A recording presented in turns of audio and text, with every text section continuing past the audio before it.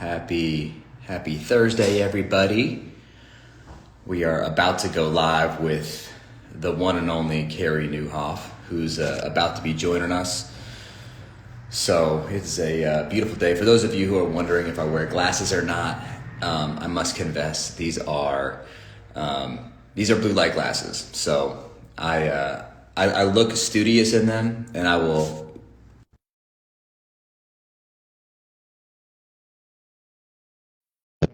Hope everybody's doing well. Tuning in from all across the place. What flag is that? That is Argentina. Hello, people from Argentina. Waiting for Carrie to hop on. Carrie, how are you, sir? For those of you who are wondering if I wear glasses, these are prescription. How are you, David? Yeah, but you look good in them. I can't imagine you not wearing them. Yeah, you know what? My wife says I look better with glasses than without them. So I don't know what to make of that, but they help. Well, yeah, if she says that, you definitely don't want to pivot. So. No, definitely don't want to do that one. How are you, man? It's good to see you. I'm good. How have you've been traveling across the world recently? Yes, huh? A global trip. Went through every time zone on planet Earth. Didn't stop in every time zone, but when we got back and it switched to daylight savings time, people were like, "Oh, I don't know how I'm going to cope with losing an hour." It's like, dude, we've been through 9 time zones, like legit, in the last month. So I'm here to tell the story. It was great, though. Collecting with global leaders. Fantastic. Yeah, so you were Australia, Germany, New Zealand, Australia, Germany, and we dipped into France just for a couple of fun days away, which was awesome. Good for you guys. That is amazing. Did you stop by Canada on the way? You just went literally around the world. Literally, yeah. We went west to Vancouver and then to Auckland, and then from Australia, then Singapore, then Germany, then back to Toronto. So I love it. crazy. I love it. Well, I get why people want you to come out. I think you are such a voice, Carrie, to just the church in the present day and age. And I loved seeing all those leaders in Germany. I think I saw a clip of you speaking and sharing it being translated into German. That was incredible. Dude, there were 7,000 people in the room. Like, to get 7,000 church leaders, and usually you hear that. It's like, oh yeah, we'll have 7,000 people and then 4,000 show up, but just the opposite. It was packed. Every seat was rammed, and they were all there talking about the future of the church and how to lead change. So it was pretty amazing. Well, if Dietrich Bonhoeffer could see you now. Look at that. Bonhoeffer's someone, I want to do a historical tour of Germany. We were like this far from Heidelberg. I didn't get there, but the Heidelberg Catechism and all that stuff, which I purchased on my return, that and a bunch of other creeds. It's just so steeped in history there, right? Like here, 100 years old, our hotel room in France, the furniture was from 1760, like before the American Revolution. Yeah, what happens if you break it? Exactly. Well, they got some more around because it's France, right? Right, yeah. It's like, exactly. Oh, that's fine. They probably have an IKEA store that produces antique furniture. I don't know. But it was crazy. It was a good time. And you're doing well? I love it. Yeah, we're doing good. Things have been busy and full. We just launched the new Churchome App. Tell me all about that. How many weeks ago? 4 weeks ago. 4 weeks Yeah, it's been ago. exciting. Yeah, you shot me a text with the app. It looks amazing. So tell me, why did you launch a new app? Because you had one. We did. What's different about this one? A lot. So when we first, I would say 5 years ago, pivoted and changed our name from the City Church to Church Home, because we felt like church should feel like a home, and you could do church in your home. Naturally, everybody thought that we were crazy, and the level of critique and criticism was quite high. Then COVID hits, and I think we've kind of discussed that part of the journey, right? Everybody thought we were geniuses. Then everybody gets tired of being stuck at home. Everybody's like, okay, yeah, we're kind of done with that. The whole time being, what we realized was the fact that it's not the building of the future anymore. I mean, look at what we're talking. We're in 2 completely different zones in the world right now, and here we are having a real live conversation. I don't believe we've ever met in person before, but we have. I've hung out with Jude in Chelsea, so you gotta be in the room next time. I know. Oh, I did see you at it was a preaching workshop, or I think we passed. We came as you left, something like that. But anyway, regardless, we have a relationship, right? That's been purely through technology. I think Obviously, technology, the desire is not for it to be a replacement, but it's a massive enhancement on all of our lives. And so for us to not realize the fact that here's the irony of a lot of the criticism and critique that we have for our digital approach to engaging with people is all of that critique comes through digital means, which always gets me. I'm like, Yeah. I'm like, hold on a second. Don't do church online. Wait a minute. By Hold the on a way, I second. posted. Did you just tell me that online? I Um, it, posted it, something it, yesterday it about kills me. live streaming, and of course the critics came out, and it's everything inside me not to just go at them and go, but wait a minute, you're commenting on a digital channel. Like, come on, buddy. Like, what's the deal? It's like if you want to write me a letter and have it delivered by the post office, I might have more respect for that. But yeah, we live in a digital world, right? 100%. 100%.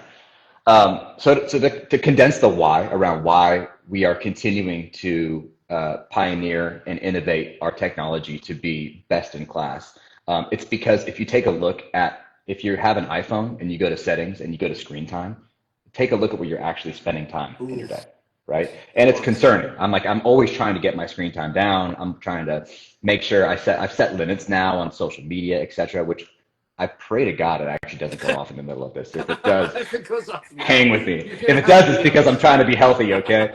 Can you imagine that? Oh, man.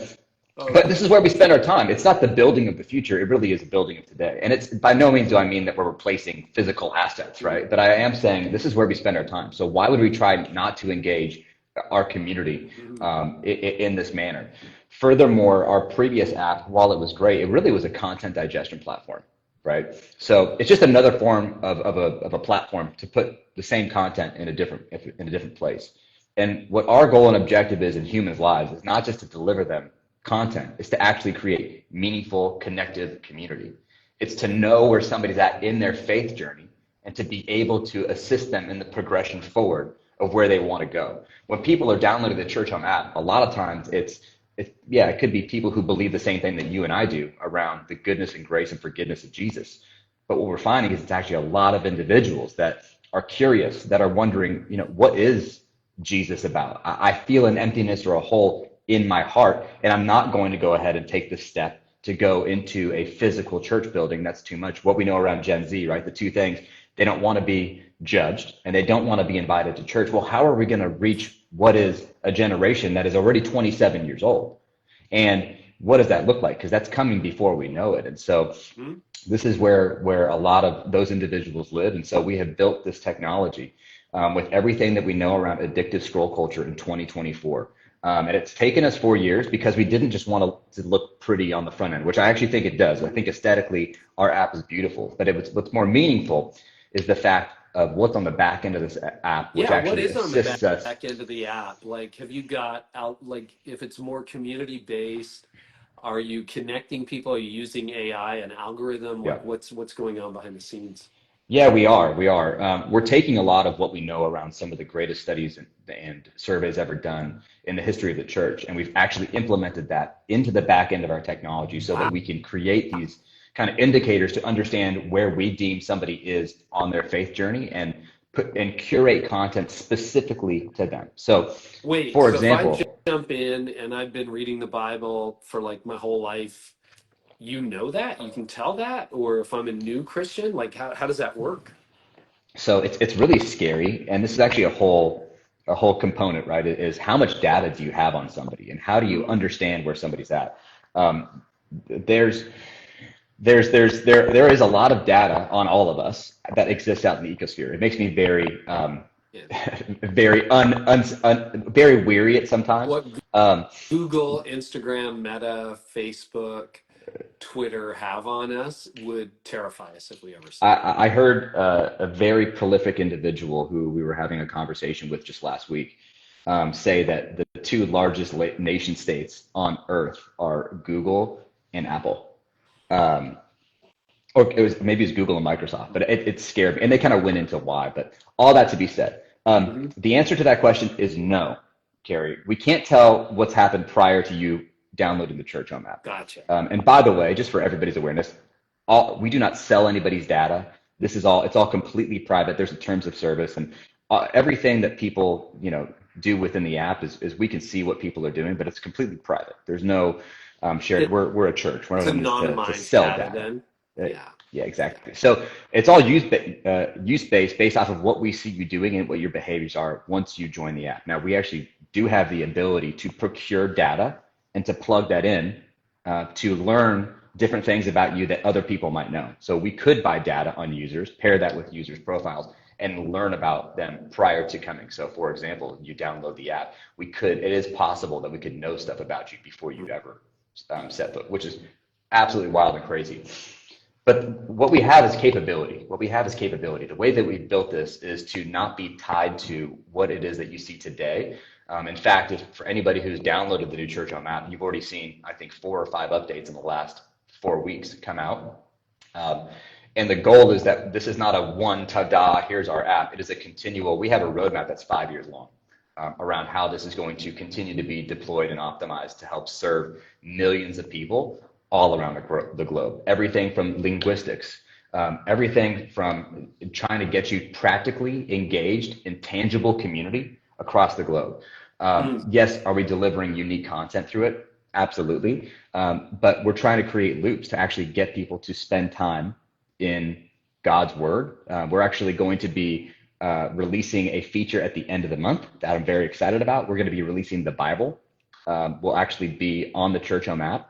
So we'll have the ESV translation on the Churchome app, which is very exciting. You'll be able to Cool. go from content, and it's going to tell you, for example, like if you do today's guided prayer and the verse is, John 3:16. At the end of that prayer, you're going to have the ability, if you want to actually get taken to that verse, and vice versa, right? So the Bible could take you to content, content could take you to Bible. Our goal is to get people to engage and grow in their walk and journey with Jesus, and to engage and grow in their relationships with other people Mm. in an age where technology is only further isolated people. Wow, that's really cool. So basically, you're going to be, because your services are now, if I'm right from recent conversations, you're doing monthly services in Seattle and LA, right? So you have monthly gatherings, and basically you're encouraging a lot of people to meet in a distributed way and in a more, structured but organic way. Am I right in that, or what am I missing in that, David? Yeah, yeah. I mean, our goal previously was just come on Sunday, right? And Yeah. that was our objective. And what we know through the Move survey is that there is very little, if any, spiritual growth difference from this person who attends a Sunday service 4 times a year or 40 times a year, which was very alarming to us when we saw that data. But what actually creates positive growth in your walk and journey with Jesus is spending time praying and reading the Bible on a daily cadence, those rituals and habits that have impacted my life, your life. So, how do we orient communities in that direction? How do we orient our entire community? So, guided prayer is a significant component of our church. Our church community does that together. I think in the first 4 weeks of our app, there's been 360,000 pieces of content viewed. Um, Over two-thirds of that is guided prayer. So it shows you what Wow. type of content people are coming to try to engage in. And they want a sense of peace. People are coming from a chaotic world where they're craving 5 minutes of getting connected with God, and they don't know where to start. And they want somebody to help guide them in that journey. The cool thing for us is it's our whole church praying the same thing across the globe every single day. So that's kind of step one. Step two is weekly service. So my wife and I in our home, we have 25 or so people every single week kind of join, and we have our weekly service messages are curated for that context. It's for small groups of people meeting in not a centralized church building, but in parks, cafes, homes. We have people in CrossFit gyms. We have people in Chick-fil-A's on Sundays when they're closed. We have people all over the globe finding spots where they have real local community. And then we have Churchome Experience, which, yeah, exactly. It's what you would expect out of a large traditional church gathering. It's live and in person in Seattle, Los Angeles. We also now live stream both of those every single month so that our community across the globe can participate. And we're helping to facilitate new Churchome experiences all across the globe. It's our goal this year to do 20 across the US. And pivoting our church this way has allowed us to gather individuals who are homeless, if you will. Like they're a part of our church community, but they don't attend or participate in a community gathering, right? Scripture talks about not forsaking the assembly of the believers. And so for us, we launched Phoenix last month, and it was a great success. We're launching 2 more this month, and our goal is to launch 20 across the U.S. In 2024. So this it's where, previously launching 20 quote unquote campuses, it's completely unsustainable. There's no Mm. way, even from a fiscal standpoint, how do you do that? Well, we're not dependent upon large buildings anymore. We're facilitating technology, we're facilitating community, and then we're gathering that community in an organic sense. That's really cool. So, anything else about the app? I know you've got a couple questions for me too. Oh man, yeah, you know what? There's so much about the app. I would encourage anybody who's listening to this to go and to check it out. Like I said, what you see there is really a version one, but it is curated specifically for you and where you're at in your journey. The algorithm that we've built understands what it is that you're watching, what it is that you like to engage in, and it's our goal that it really helps to facilitate not just spiritual growth but actual connection. So Pastor Chat is obviously a huge function that we have as well. So getting people engaged with actual people who can pray for you, get you connected to people in community where you live, etc. There's digital groups. So if people want to watch a service live with other people, but they're not in physical proximity, we have a list of times and services that people can actually attend digitally together. So it's only going to get better. So I encourage people to go check it out. But yeah, it's exciting. But what I'm curious about, Carrie, is honestly, what are the trends that you're seeing? Because I feel like you have your pulse Mm. so much on the way in which society is changing and how that applies to the church. And so you've literally just been across the globe. You hear what we're doing. What are some things that are happening right now that you think are really pertinent? The things that you would want to be loudest or most at the forefront at the for the minds of those who are helping to lead church communities across the globe. I'm really curious what you've been seeing recently. Well, we'll start with the obvious one, and that is I really think digital church is the future. There was a major church that announced it was stopping its live stream service this week, which I totally respect for their own reasons. That's not, a thing I want to discuss here necessarily. But I posted a reel on it yesterday. And man, you can go through the comments. It's gotten a lot of views. You can go through 100 comments, and a lot of people are like totally against live streaming. They think it's a mistake. Obviously, they were all on board 4 years ago when there was no building. And I'm like, that is such short-sighted thinking. We live in a virtual world. The church needs to embrace technology, and everybody you want to reach is online. So just let me start there. Kudos to you for going there, and kudos to Church Home for experimenting in a way that I think you're kind of blazing a trail. And there's going to be some stuff that works and some stuff that doesn't work. A lot of churches are opposed to it. Others just have the live stream, and sometimes that's budget, and I totally get it. But I think somebody's got to go out there and be the pioneer. Somebody's got to go out there and figure out, like, I love how it's not just a content distribution system anymore. It's a community and connection thing. I think that's probably the number one trend that I see in the world and in culture right now is 20 years ago, culture was content was scarce. TED hadn't published its first talk online. You had to actually go to Monterey, California, and see it in person. The internet barely supported video. It was pretty shaky 20 years ago in 2004. Social media was just getting started. There was no X, there was no Twitter, there was no Instagram. Facebook was a college thing 20 years ago. So you look at that, it was really hard to get a hold of the message, the word of God, the truth. 20 years later in 2024, content is everywhere. You can get it anywhere. And if you don't, get it at Church Home, you can get it from 1,000 other churches in the US, and you can follow your favorite communicator. So content is everywhere. 20 years ago, community and connection were pretty plentiful. If you look at the data, people had more friends, they were connected. We hadn't been through a pandemic that separated us for a year, 2 years from each other. Um, and now we find ourselves in a context where content isn't scarce, it's plentiful. Community isn't plentiful, it's scarce.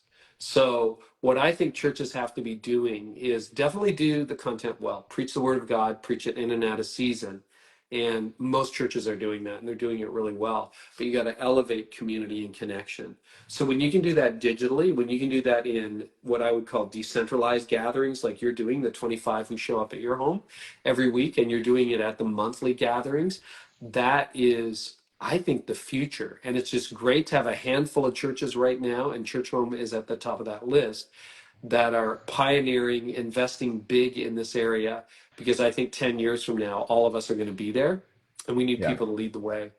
So elevating community and connection, not reducing content, but it's not your competitive advantage anymore. It's everywhere, right? If I'm drinking tea right now,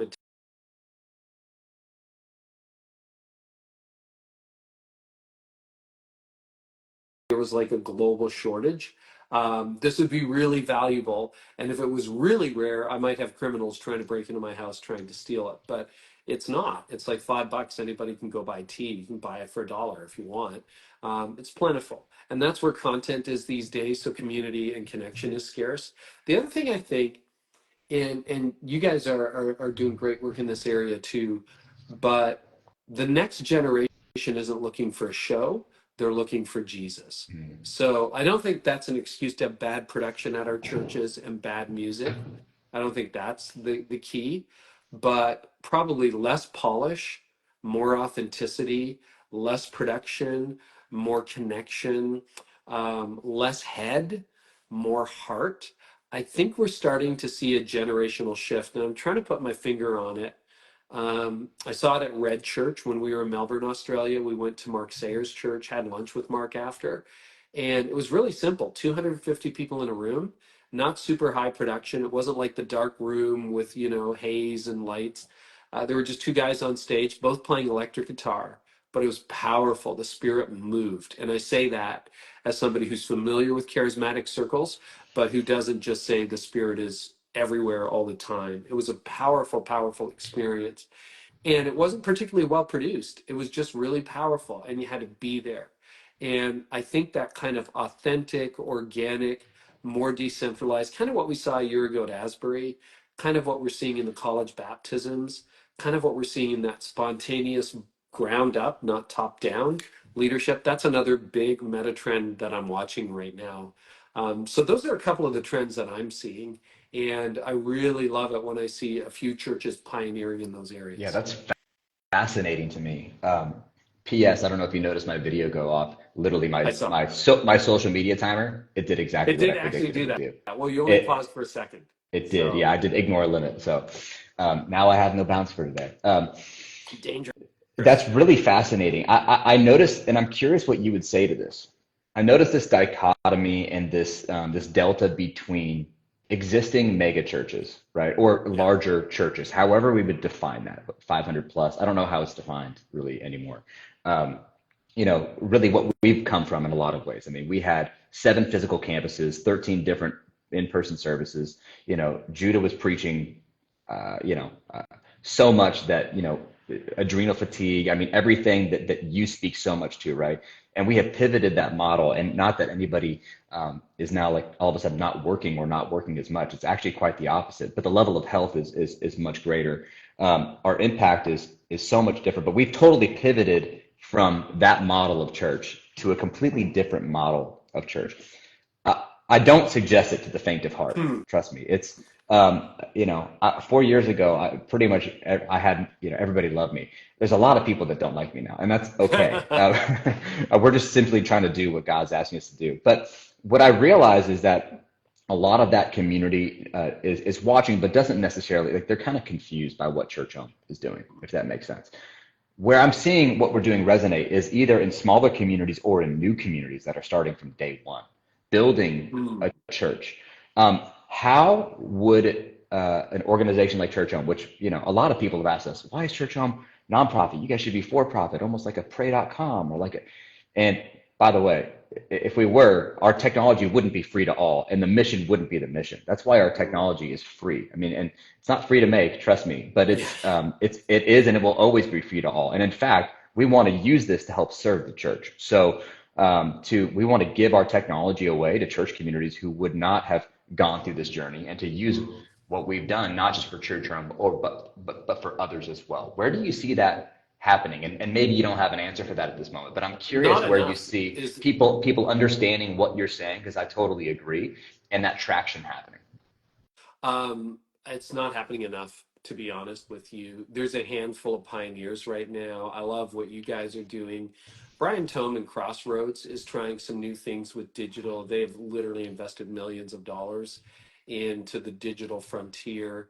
Um, and there are definitely some new expressions of churches that are bubbling up in church plants, but a lot of them haven't reached scale yet to the point where they're really making a big difference. I would say Red Church is really kind of embodying that new thing. And even my home church, Connexus Church, north of Toronto, the pandemic's long over, but we are doing both digital and in person, and really faced with growth challenges. Now, a couple of things to what you said earlier. There, and we've got a couple minutes left, so we'll wrap up in a second. I could go on for days, but in the remaining time, there's a lot of Christian tourists out there. You mentioned that some people are confused by it. My guess is the Christian tourists are confused by it. There's 40 million people in the United States, according to research done by Jim Davis, Michael Graham, and Ryan Burge, that have a Christian Orthodox worldview that don't attend church on a Sunday. Hmm. They're just the de-churched. They just moved and they never found another church.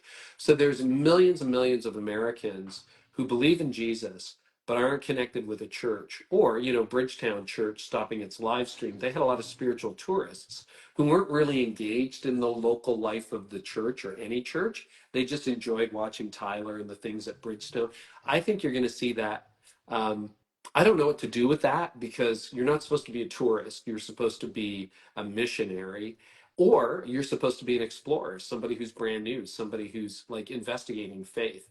And I think what we're going to have to figure out, and I think you're on the forefront of this. I think there's a handful of other churches on the forefront. It's like, I don't know what to do about the Christian tourists. I don't want to, for somebody, you might be the third expression that Sunday when they watch your live stream.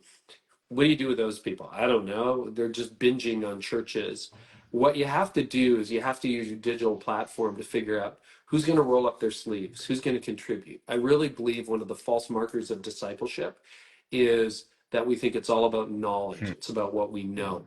I think it's about how we serve and how we love. So if Wow. you've got disciples who are loving and serving and outward focused on unchurched people, and you've got unchurched people coming in, that's the best use of the church. That's the best use of the app. That's the best use of digital in person. And I think that's where the future is, because otherwise you end up with, overweight Christians, 3,000 Bible verses too many, and they didn't work any of it off. Or you have people with partisan viewpoints who are all about politics or their pet issue or whatever. I don't know what to do about that, but I think the future of the church belongs with disciples who are rolling up their sleeves. And by that, I mean not just studying the scripture. I study the scripture too. I mean building in the lives of the unchurched and then bringing the lost to faith. I mean, that's your story, right? Somebody shared the 100%. gospel with you. Yeah, exactly. I was just a Jewish kid from Santa Barbara, California, that knew nothing about Jesus except for the fact that I wasn't supposed to believe in him. We use his name as a swear word. Yeah, And then all of a exactly. sudden, I hear this transformative message out of the book of Mark, and my life has been changed, Oh, forever. yeah.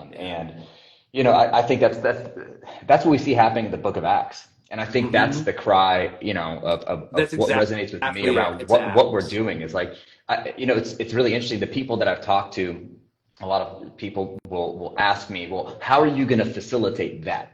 Like what you just said around, it's less about knowledge, it's more around, are you loving your neighbor? Are you doing the things that are Mm. indicative of the walk and the life and the ways of Jesus? That when you've actually been in the presence of God, when you've actually been in the presence of Jesus, everything else should be tangibly different in your life. Like people can tell. Yes. Um, and I think a big and difference, just final thought, is the difference between contributors and consumers. yeah, Consumers are going to take, contributors are going to give. They're going to give of their time, they're going to give of their heart, they're going to give of their money, they're going to give of all of that. And they're going to say, we're in, and how can we serve? I think that's the mark of a disciple, not the gimme, gimme, gimme, gimme, gimme. I couldn't agree with you more, Carrie. You're spot on. I feel like we could just do this, weekly, and we could just riff for however long. It's We'll pick a time. I mean, great, this is man. literally I'm just so grateful every time we get a chance to connect. So thanks for taking time out of your day Oh, you're to so sing. welcome. Thanks for inviting me, and thanks for what you're doing at Church Home. Hey to Chelsea and Judah, okay? Absolutely, I'll send your love. Okay, All right, thanks, man. have a good one, Carrie. Appreciate you. Take You care. too. All Bye. right, see ya. Bye bye.